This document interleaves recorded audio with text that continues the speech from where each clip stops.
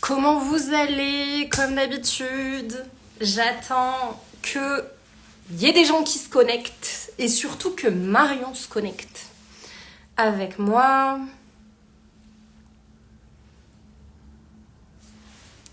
Bonjour, bonjour tout le monde. Donc c'est parti pour cet épisode numéro 13 de la salle des profs. On commence avec un petit peu de retard, mais tout va bien.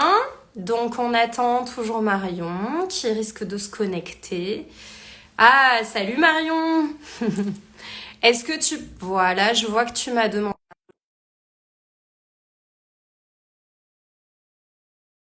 Et normalement, je suis en train de t'accepter. Je vais peut-être faire comme ça. Est-ce qu'on va y arriver? Est-ce que tu Je pense m'entends? que oui. Oui. Ça y est. Bonjour, pardon. Bonjour, Excusez-moi bonjour. du retard. Je suis désolée. Oui, j'étais moi aussi en retard, je dois dire. Donc, Ok. tu vois, finalement, c'est plutôt positif. Bienvenue dans cette salle des profs. Je suis vraiment ravie Merci. de t'y retrouver. Je suis très, très contente que tu aies accepté l'invitation. Merci de m'avoir invitée. Tu sais que c'est la première fois que je entre dans une salle des profs de ma vie, en fait. Ah, bien, bien, Ouais. bien. Moi aussi. Même virtuelle. Super. Voilà, c'est salle des profs 2.0 du monde Instagram, etc. Donc, c'est super. Bon, je vais, avant que tu te présentes, etc., je vais quand même justifier un petit peu le fait que j'ai pensé à toi parce que moi, je sais que ces salles des profs, en général, je le dis très souvent, elles sont souvent très égoïstes.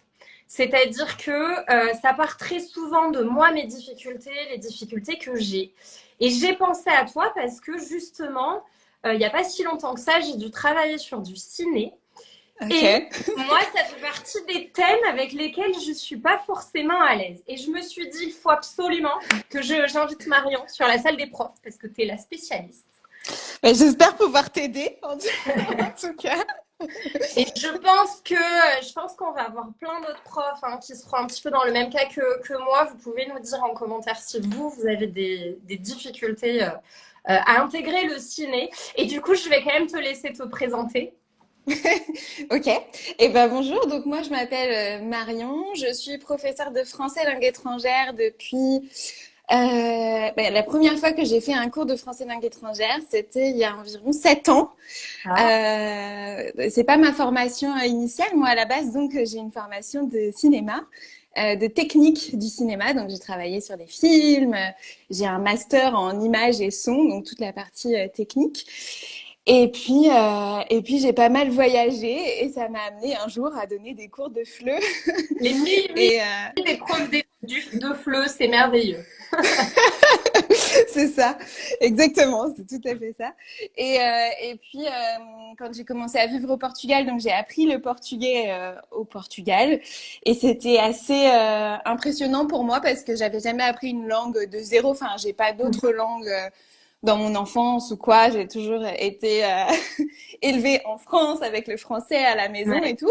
J'ai commencé à apprendre les langues à l'école comme tout le monde. Et puis, quand je suis arrivée au Portugal, qui était une langue que je connaissais, mais vraiment pas du tout, même si j'avais eu espagnol à l'école, et ben j'ai réussi à l'apprendre assez rapidement. Et donc je me suis dit, ah mais c'est super cool en fait d'apprendre des langues en tant qu'adulte. C'est un truc qu'on peut avoir un peu peur, mais en fait c'était une super expérience. Et donc j'ai décidé un peu de aussi transmettre ça, la manière dont moi j'avais appris une langue étrangère, et puis sur les opportunités que j'ai eues quand j'habitais là-bas, parce que maintenant j'habite en France. J'ai pu enseigner un petit peu et puis Ouais. j'ai été tout de suite assez libre en fait d'enseigner de la manière dont je voulais. On m'a jamais dit tiens prends ce livre et suis ce livre du début à la fin. On m'a toujours dit écoute t'es française fais comme tu veux. Ouais. Donc c'était je pense aussi une très grande chance d'avoir cette liberté et cette confiance dès le début. Et puis assez rapidement, ben, j'ai commencé à intégrer le cinéma dans mes cours parce que c'est quelque chose que j'adore, dont je peux parler pendant des heures. Et puis je trouvais que c'était aussi une manière de montrer, de représenter la culture française qui allait au-delà de mon expérience à moi, qui pouvait montrer aussi l'expérience de beaucoup de personnages, beaucoup de milieux sociaux, etc. Donc c'était intéressant aussi d'apporter toute la partie culturelle à mes étudiants. Ouais, Et ouais, puis c'est super. C'est un super concept, je trouve. Ça fait un petit moment que je te suis et je trouve que tu as un concept absolument génial. merci. Par rapport au cinéma, au final, c'est vrai que ça te permet, j'imagine, d'enseigner la langue qui réellement est parlée et pas la langue d'un texte qu'on Oui, surfait d'un article de journal, quoi. ouais. Et puis aussi toute la partie vraiment qu'on parfois met un peu de côté, vraiment des connaissances culturelles, quoi. Par exemple, récemment, je sais pas si tu connais la série LOL sur Oui. Amazon Prime. Mhm. Eh ben, peut-être je peux expliquer très vite le concept. C'est une émission de télé-réalité, on va dire. En tout cas, c'est des humoristes français qu'on met dans une maison. Et le but du jeu, c'est de ne pas rire. Donc, ils doivent se faire des blagues, essayer de se faire rire sans rire. Et en fait, c'est un concept très, très compliqué à comprendre pour les personnes qui parlent pas français ou qui n'ont pas le français comme une langue native. C'est-à-dire qu'on peut avoir même un niveau B2 et rien comprendre Bien. de ce qui se passe. La différence entre la langue et la culture, c'est clair. Exactement. C'est clair. Ouais. Et tu peux apprendre la langue si t'as pas une connaissance de la culture, tu t'y arriveras pas. Bah ouais, ou en tout cas, tu connecteras moins avec le pays, la culture. Ouais. Donc c'était vraiment assez intéressant de voir. Après, j'en ai parlé avec certains de mes étudiants qui sont arrivés il y a quelques temps. Et ils m'ont dit, ah, j'avais regardé l'année dernière, je comprenais rien du tout. Et maintenant, je comprends, je reconnais des gens et tout. Donc c'est vraiment cette partie culturelle, moi, qui m'intéresse beaucoup, de pouvoir un peu guider dans la culture française les personnes qui veulent parler. Voilà, c'était une longue Ouais, présentation. non, c'est bien, puis c'est important que les gens comprennent ton concept aussi. Parce que finalement, on a eu quelques questions. C'est vrai qu'on avait annoncé cette salle des profs il y a quelques jours. On a eu quelques questions quand même, qui étaient un petit peu plus sur ta façon de travailler et comment t'es arrivé notamment à travailler l'écrit. On m'a beaucoup posé cette question. Ouais. Est-ce que tu peux expliquer ou nous donner du moins tes petits trucs ou tes petits conseils pour un prof qui aimerait utiliser le ciné dans des objectifs pédagogiques Ouais, très... bien sûr. Mhm. Peut-être il faut juste préciser que moi, j'enseigne uniquement à des adultes Mhm. et beaucoup en cours particulier, en groupe aussi un peu. Donc c'est aussi voilà, une configuration spécifique, on va dire. J'ai jamais vraiment. Ça m'est arrivé d'utiliser les films pour des cours pour des enfants ou des ados, mais c'est un peu plus compliqué, ou peut-être aussi ça m'intéresse un petit peu moins, je dois l'avouer. C'est Ouais, possible. Si le public déjà t'intéresse moins, c'est déjà beaucoup plus difficile de transmettre ouais, c'est ça. de prédilection et c'est Ouais. clair. Ouais. Ouais. Mais du coup, alors moi, je peux travailler vraiment toutes les compétences avec un film. J'ai aucun problème avec ça. Je vais utiliser en fait très souvent des extraits de films. Mhm. C'est très rare que je travaille sur un film complet, sauf si je fais des séances de ciné-club. Et dans ces cas-là, soit on utilise des courts-métrages parce que c'est un peu moins de travail pour les étudiants, parce que quand même, regarder un film d'1h30 en prenant des notes, en essayant de comprendre du vocabulaire, etc. C'est quand même demander beaucoup, même si je l'ai déjà fait et ça fonctionne pour des étudiants très motivés. Mais donc ça, c'est si on travaille sur un film en entier. En général, moi, je fais plutôt des courts-métrages. Et puis, si j'insère ça dans une séquence pédagogique sur des thématiques qu'on est en train de travailler, ben, je vais choisir des films qui vont se rapporter à cette thématique, où on va pouvoir revoir le vocabulaire de cette thématique, etc. Mhm.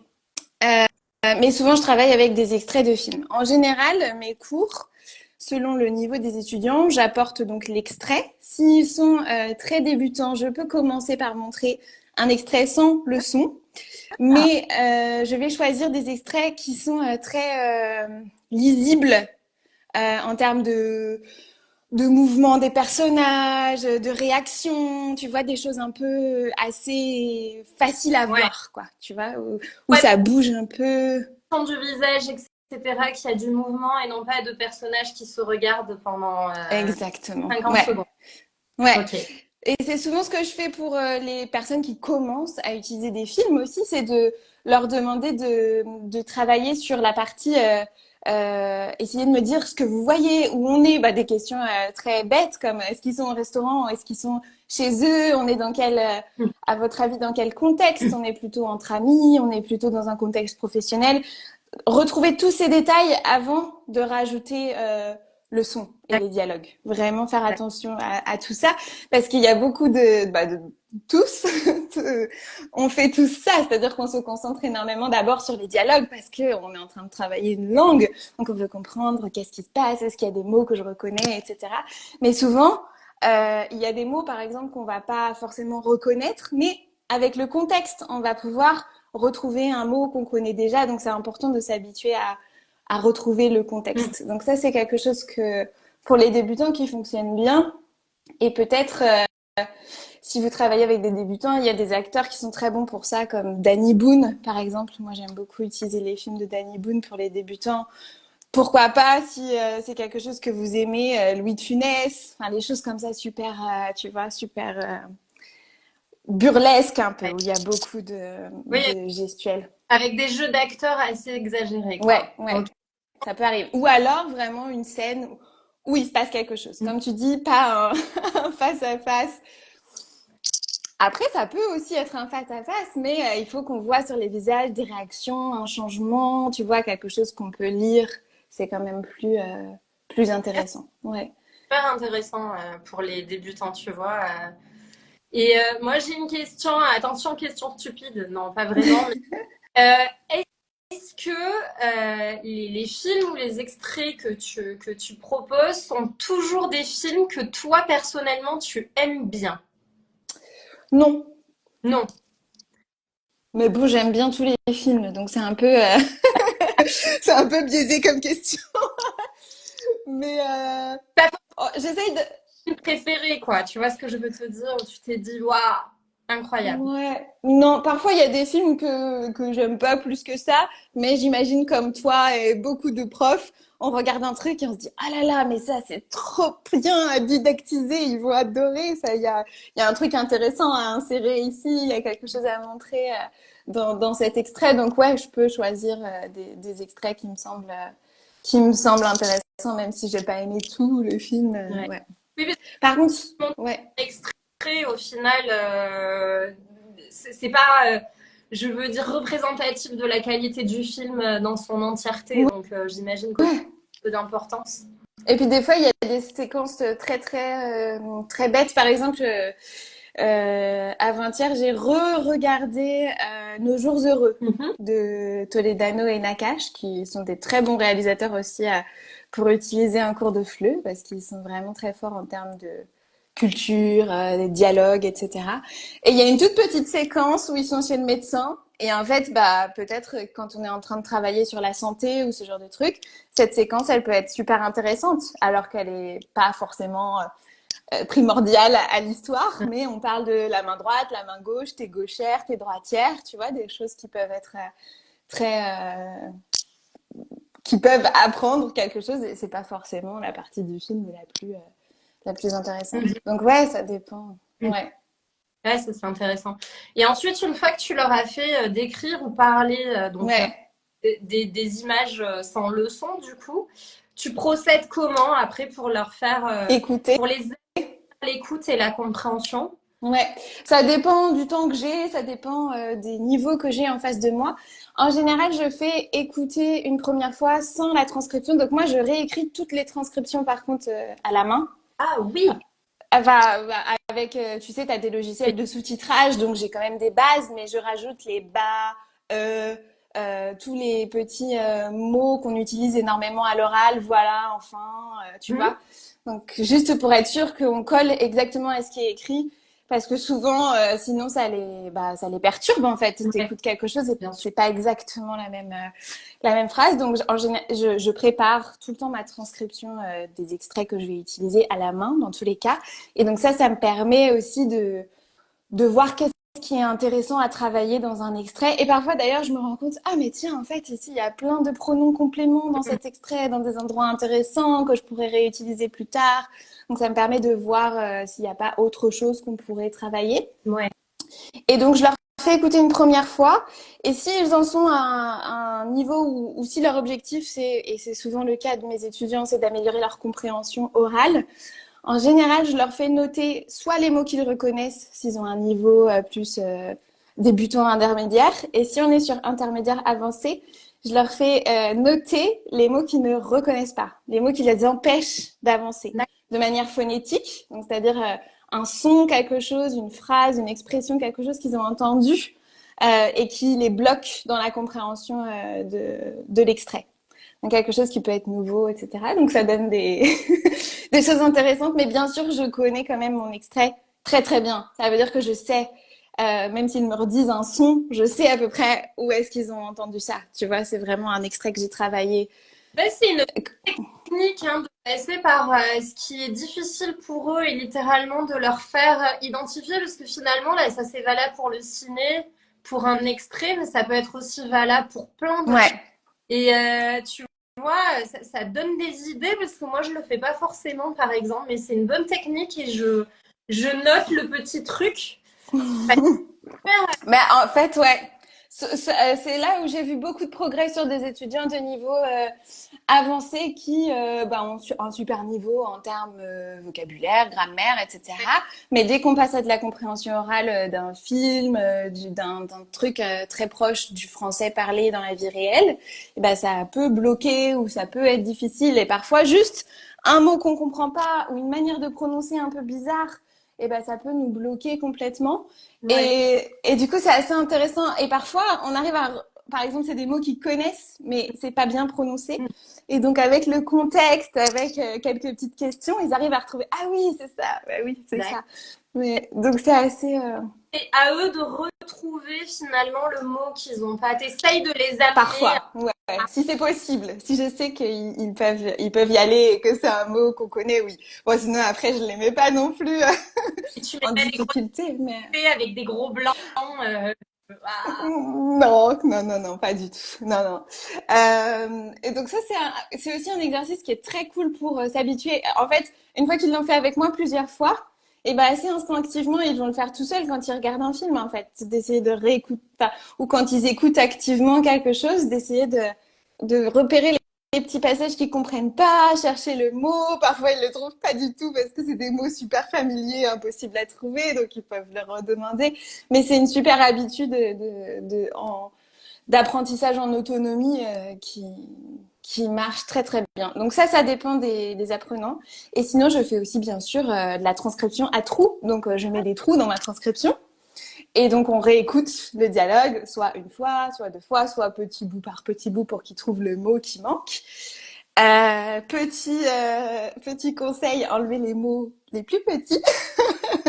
C'est les plus difficiles. Ou alors, bien sûr, les mots qu'on a appris en cours et qu'on veut réviser. Là, c'est très cool parce que du coup, ça permet de montrer qu'on a appris quelque chose et qu'on peut le reconnaître. Mais les mots les plus petits, c'est souvent ce qui les embête le plus. C'est souvent, alors que c'est des mots qu'on connaît, mais parfois la prononciation ou ils sont entre deux mots, il y a des liaisons, c'est un peu difficile. Du coup, tu les mets Et en situation réelle dans la vie, c'est-à-dire que tu vas rencontrer un Français, t'as pas le sous-titrage qui va avec et c'est exactement ça, ouais. Ouais. Et c'est une super technique, je pense, parce que c'est du coup tu les prépares à des difficultés qu'ils pourraient retrouver. Ouais. Mm. Ouais, non, ça fonctionne bien. Après, bon, bien sûr, selon les niveaux, j'enlève certains mots ou pas d'autres. J'ai pas non plus envie de les mettre dans un état d'esprit. Ah, je comprends rien, c'est trop difficile, etc. Il faut quand même un peu balancer les victoires et les essais. Donc ça, en général, on fait ça. Une fois qu'on a fait ça, bien sûr, au fur et à mesure, ou alors pendant, bah, on explique le vocabulaire, on fait des exemples, comment on pourrait les utiliser. On rappelle surtout le contexte. Attention, ça c'est un mot, vous voyez, les deux personnes, elles se connaissent super bien, ou elles sont en train de se disputer. Quand on se dispute, on est un peu vulgaire. Souvent, je donne aussi un peu mon propre avis, comme ça, c'est un mot que moi, j'utiliserais pas, Ouais. mais que pourrait utiliser ma mère ou, ou mes enfants, tu vois, enfin, donner des échelles comme ça qui puissent soit choisir de les réutiliser, soit juste de les comprendre, quoi. Et une fois qu'on a fait ça, et ben là, on peut, soit on a encore le temps et on continue de s'amuser un peu, soit en devoir maison, bah, je leur donne justement un exercice d'expression écrite ou d'expression orale, continuer le dialogue du film, réécrire une scène entre tel personnage et tel personnage, écrire un scénario qui met en scène telle personne, écrire une lettre au réalisateur ou enfin tu vois en adaptant si on est sur je sais pas moi des gens qui vont passer le DELF on peut aussi leur dire enfin tu dois écrire une lettre formelle à telle personne après qu'il se soit passé telle chose enfin on peut aussi utiliser ces situations et c'est cool parce que du coup ça donne vraiment des personnages réels tu vois on se sent un peu plus proche pour écrire ce genre de lettres qui parfois sont un peu Mm. abstraites Ouais, ouais, à faire. tu les mets dans le pareil, tu les remets dans le contexte, c'est-à-dire que littéralement, ils visualisent la personne à qui ils doivent écrire. Ouais, c'est super. Ouais. Est-ce que tu utilises aussi tous les éléments du film, du type, je sais pas, l'affiche, la bande-annonce, ou les... Pas beaucoup. Parfois, je le fais. Par exemple, bon, alors peut-être un conseil qui est intéressant pour les profs, c'est que moi, j'essaie d'utiliser des extraits qui n'ont pas besoin d'un contexte avant. C'est-à-dire que, ou alors des extraits qui sont au début du film et du coup, on est en train de présenter les personnages, donc moi, j'ai pas besoin de leur faire. Ou j'ai pas besoin de dire, ah, regardez, enfin, je me mets à leur place si je découvrais ce film pour la première fois. Est-ce que j'ai besoin d'éléments de compréhension pour savoir de ce qui se Ouais. passe. Et si c'est le cas, ou si on est sur un film un peu spécial ou avec des personnages un peu spécifiques, on va peut-être commencer par justement l'affiche du film, voir dans quel registre on se trouve, dans quel contexte, les photos des personnages, par exemple. J'utilise souvent une série que j'adore qui s'appelle HPI. Je sais Mhm. pas si tu connais. Oui, Ah c'est oui, un tu jeu. dois connaître, toi qui adores les choses policières et les enquêtes et tout ça. J'adore. Ouais, c'est génial. HPI est très cool parce qu'on est tout le temps dans un mélange de registres de langue et on a des personnages qui sont très un petit peu caricaturaux, on peut le dire, mais qui du coup ont chacun leur type de vocabulaire, leur manière de parler. Donc ça c'est assez intéressant. Mhm. Mais les premières fois que je le fais, si j'ai des étudiants qui connaissent pas, je montre l'affiche et je leur dis regarde, à ton avis, qu'est-ce que voilà, avec le titre et tout ça. Mhm. Ça permet de commencer. Et les bandes annonces, pas trop. Les bandes annonces, Peut-être, j'aime pas trop regarder des bandes annonces, c'est peut-être pour ça, mais j'imagine il y a beaucoup de choses qu'on peut faire avec des bandes annonces, ça c'est sûr. Mais ouais, Mhm. c'est moins mon truc. Mm. Tu nous as cité pour HPI, est-ce que tu as des recommandations de films qui se prêtent à l'utilisation? Bah ouais, tout. En fait, vraiment, on peut tout utiliser. Après, moi, quand je choisis des extraits de films, je choisis en fonction de ce que mes étudiants pourraient avoir besoin, ou si j'entends des expressions que j'aime bien, que je trouve intéressantes dans un contexte qui va être mémorable pour eux. Donc du coup, je me dis, ah, ça, cette expression, elle est cool, moi j'aime bien l'utiliser. Mais souvent, c'est bien aussi d'avoir une image ou un personnage un peu marquant. Tu vas mieux mémoriser certaines choses. Après, comme tu vois, je suis très à l'ancienne. J'ai ma DVD tech ici. Mais non, mais j'aime. Enfin, il y a vraiment beaucoup de films. Je dirais peut-être. Bah, déjà, les Danny Boone, ils sont très cool. Ouais. C'est pas forcément des films que j'adore regarder, mais c'est des films que j'adore utiliser pour les cours. Qu'est-ce qu'on a de... Est-ce que finalement, les Danny Boone, c'est très facile, c'est de la comédie, c'est très drôle, c'est assez facile d'accès. Et comme tu disais, il est tellement expressif que Il y a rien à faire, quoi. moi non plus, je suis pas fan, mais effectivement, c'est sûr que c'est l'un des acteurs les plus expressifs du panorama français, c'est clair. De toute façon, tout Louis de Funès, c'est un peu ça, hein. Enfin, le même registre. Il y a celui-là qui si vous travaillez sur la santé, qui est vraiment indispensable. Enfin, c'est tellement drôle et en même temps, il y a beaucoup de vocabulaire de la santé. Et puis, il avait fait aussi 8 rues de l'humanité, qui est sur Netflix, qui parle du Covid. C'est pareil, c'est pas deux films extraordinaires. Enfin, c'est pas des films que je regarderai 3 fois. De là à dire qu'ils sont pas extraordinaires, je sais pas. C'est chacun ses goûts. Mais par contre, je trouve qu'ils sont super cool. Ils sont drôles en plus. Donc, quand on apprend une langue, c'est bien aussi, surtout si on est débutant, d'être sur un format où on peut rire, même si on comprend pas tout. C'est assez plaisant. Donc, ouais, Danny Boone. Et après, beaucoup de choses. Ça dépend de vos étudiants. Moi, j'ai des étudiants qui adorent la nouvelle vague, par exemple. C'est un peu moins mon truc, mais c'est des choses qu'on peut utiliser. C'est-à-dire que tu essayes aussi d'aller un petit peu vers les goûts de tes élèves. Ah ouais, complètement. Ouais. Oui. On revient toujours au même débat. Là, je crois que l'une des dernières, c'était prof avec Amel. Je crois que elle disait, elle, que fallait absolument bien connaître ses étudiants et avoir ce petit côté de psychologie. Et c'est que tout se répond, en fait, puisque tu confirmes aussi dans ton domaine de spécialité. Ah oui, ouais. Faut que ça les intéresse. Si c'est quelque chose qu'ils pourront jamais réutiliser ou si je sais que c'est pas trop leur domaine d'intérêt, non, je sais que ça va pas leur plaire. Après, je fais aussi super attention à leur état d'esprit. C'est-à-dire que, par exemple, des fois, il y a des extraits qui peuvent aborder des sujets un peu plus difficiles ou un peu plus... Ça dépend aussi de mon état d'esprit, mais d'abord le leur. Mais peut-être il y a des semaines où j'ai envie de faire des films un peu plus... avec des sujets un peu plus profonds, etc. Et par exemple, j'ai le cas d'une étudiante il y a quelques temps que elle avait des trucs qui se passaient dans sa vie qui n'étaient pas très sympas et tout. Et j'avais prévu un extrait sur, je sais plus, mais peut-être la dépression ou un truc du genre, tu vois. Et du coup, elle est arrivée, je voyais qu'elle n'était pas en méga forme, que c'était pas non plus la joie. Du coup, je suis allée vite, j'ai changé. Je dis, allez, on va faire un extrait rigolo. Donc, j'ai trouvé un extrait après, j'ai déjà une bonne bibliothèque, mais je pense aussi que c'est quelque chose qu'on fait tous. On a toujours un plan B ou un plan C ou un plan D au cas où une activité, elle fonctionne pas ou au cas où ça résonne pas. Ouais, qui vient avec l'expérience aussi, ton plan B ou ton plan C. J'imagine, parce que justement, ça allait être ma question suivante. Ouais. Ça te prend beaucoup de temps de préparer une séquence sur un extrait de film? Plus maintenant, mais au début, oui. Mais plus maintenant parce que j'ai déjà une bonne bibliothèque de ressources que je connais par cœur, en fait. Donc, vraiment, j'arrive en séance et puis ensuite, on s'adapte autour de leurs besoins.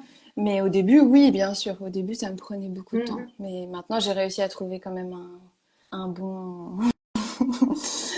une bonne manière de travailler qui me prend moins de temps. Si j'ai un nouvel extrait de film, je vais faire la transcription, je vais regarder un peu les mots intéressants. Et puis après aussi, d'un étudiant à l'autre, tu vois les choses que toi, en tant que prof, t'as pas, ou en tant que natif, tu as pas forcément pensé que ce serait une difficulté, parce que même si on se met dans leur basket, parfois il y a des choses où en fait, t'es un peu surpris, tu dis ah ouais ça, ah ben oui, bonne question, je n'avais pas pensé.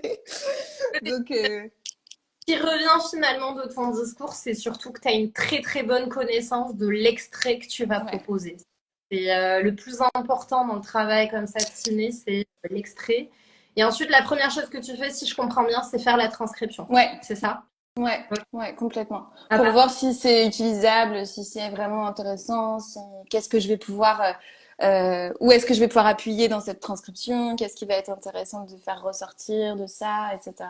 Ouais, pour être sûr de bien. Mais j'imagine comme tout type de ressources, c'est-à-dire que même quand j'enseignais avec des livres, avec des textes, avec des trucs, tu écoutes l'extrait aussi 4 fois avant pour être sûr que tu connais et que tu vas avoir ton truc. Enfin, on se prépare pour pouvoir répondre aux questions, quoi. C'est comme... Effectivement, mais l'avantage du manuel, c'est que la transcription, elle est déjà faite. Mais effectivement, tu vois, je t'ai étonnée par le fait que tu remettes dans la transcription, tu remettes les bas, les voilà, etc. Mais finalement, oui, après, je comprends, parce que du coup, ça colle au langage de la rue et au langage Ouais, utilisé chaque fois. ouais, Et au nom aussi, en tant que prof, quand on parle, on a des bas, on a des e. Donc, ouais. Ouais, c'est super important aussi pour eux de pouvoir les voir, où est-ce qu'on les met, quel est le rythme qu'on utilise autour de tous ces petits mots, pourquoi on les met là. Et puis on fait aussi un peu de shadowing, c'est-à-dire qu'on va reprendre certaines phrases de ce dialogue. Et puis on va voir en fait que la phrase que moi j'ai écrite, parce que j'écris quand même les phrases correctement avec la bonne grammaire et tout, et ben on la remet à la manière dont elle est mm, prononcée. Et là, ça n'a rien à mm, voir. C'est-à-dire qu'on se fait un peu de la bouillie de syllabes, mais ça les aide souvent à pouvoir comprendre. J'utilise pas beaucoup l'alphabet phonétique parce que c'est pas très naturel pour moi. Du coup, ça me perd un peu. Donc, j'utilise très souvent j'écris comme un enfant, quoi. Mais mm, que eux ils puissent le relire aussi selon la langue aussi des personnes que j'ai en face de moi bien sûr, mais qu'ils puissent le relire facilement sans mm, avoir à passer par trop par le cerveau quoi, juste lecture et visuel mais sans avoir à passer par la partie un C et un H ça fait ch dans cette langue et ça fait mm. non tu vois. Ouais. Après, de toute façon, chacun sa technique et l'important, c'est que tes élèves et toi, vous ayez la même compréhension finalement et la même organisation. Ouais, c'est ça que ça les brouille pas encore plus. J'avoue que moi aussi, hein, l'alphabet phonétique, euh, Ouais. ouais, c'est pas naturel. Je me retrouve dans ton discours complètement. Ouais. Après, c'est important, mais Uhum.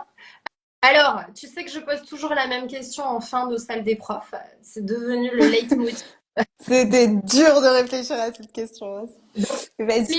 meilleur et ton pire souvenir, ou ton moins bon et ton et un souvenir parmi les bons. Ok. C'est très, très compliqué. Le pire souvenir, je pense que ça, c'est assez facile.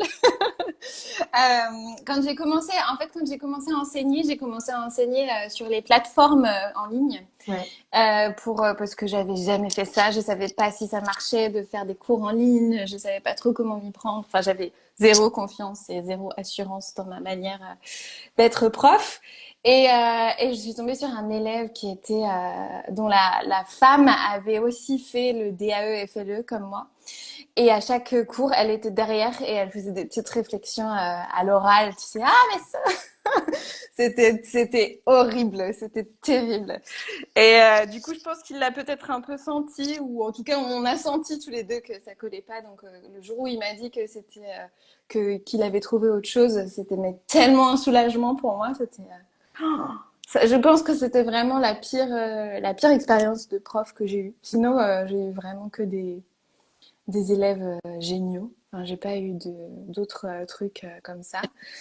Euh, Cette mauvaise expérience avec la femme prof qui est derrière et qui commente, c'est terrible. Non, mais, et le mec remettait tout le temps en cause tout ce que je disais, et tu sais, toutes les questions sur toute la syntaxe, et pourquoi là on met ça comme ça? Parce qu'il traduisait de l'anglais, donc il faisait ah là là là là. Et moi, je débutais, tu vois, donc j'essayais de répondre à toutes les questions. J'avais pas encore l'assurance de dire, bah écoute, ça Mm. sert à rien ce qu'on est en train de faire là, t'es juste en train de perdre Oui. du temps. Il y a un moment où. Alors, aujourd'hui, tu t'interagirais de façon différente avec cette personne, c'est sûr. Ah oui, bah déjà, je suis même pas sûre que c'est quelqu'un qui deviendrait mon élève. Mais ouais, c'est très différent aujourd'hui. Et mon meilleur souvenir, ça c'est un peu difficile parce que vraiment, je kiffe. Qu'est-ce que ça pourrait être mon meilleur souvenir? J'ai pas trouvé. Un succès que tu as eu ou un cours qui a super bien fonctionné ou un élève avec qui tu as connecté particulièrement. Allez, peut-être un des souvenirs les plus récents et j'étais trop contente parce que en fait j'ai créé en novembre un nouveau type de cours. Donc ça s'appelle le French Film Fluency Club et c'est hybride. Donc c'est un peu nouveau aussi pour moi. Donc je leur prépare des contenus un peu dans ce qu'on vient de parler aujourd'hui, mais déjà tout fait, qu'ils peuvent utiliser en autonomie. Comme ça, on n'a pas... Enfin, ils Mhm. peuvent s'organiser comme ils veulent au niveau des horaires. Et puis, c'est des élèves qui sont super autonomes et qui apprennent avec beaucoup d'enthousiasme et de plaisir et t'as pas besoin de les pousser du tout et ils adorent le cinéma. Et on a une fois par semaine un rendez-vous où on fait, je sais pas, des quiz, du shadowing, des ciné-clubs, enfin on se rencontre et on parle. Et il y a une nouvelle élève qui est arrivée ce mois-ci. Elle était un peu perdue, elle était un peu stressée. Et elle se disait, ah là là, mais moi, j'habite en France et vous habitez pas en France, vous parlez mieux que moi et tout. Et mes élèves qui le regardaient, qui lui ont dit, non mais t'inquiète pas, c'est parce qu'on regarde plein de films, mais surtout, t'inquiète pas, ça va venir avec cette méthode, ça va être génial, tu vas voir. Et j'étais, oh, trop mignon. Vraiment à essayer de la motiver et de montrer que c'était possible. Je me suis dit, ouais, c'est très... Ouais, Ouais, ça m'a fait chaud au cœur. élèves entre eux, puis quand t'as les groupes qui fonctionnent, c'est trop génial. Et puis, Ouais. ils justifient en disant non, mais c'est parce que nous, on regarde plein de films qu'on a ce niveau. Là, tu te dis, c'est bon, J'ai réussi. tu sais que voilà, c'est bon et que ça fonctionne. Ouais. Donc ça, c'était peut-être... Il y a de l'orage ici, c'est un truc de fou. T'entends pas le... Non, Ok. j'entends pas. Bilbao aussi, je te rassure, c'est pas exceptionnel non plus. Bon, on va devoir fermer là cet épisode de la salle des profs. Ça passe toujours tellement, Oui.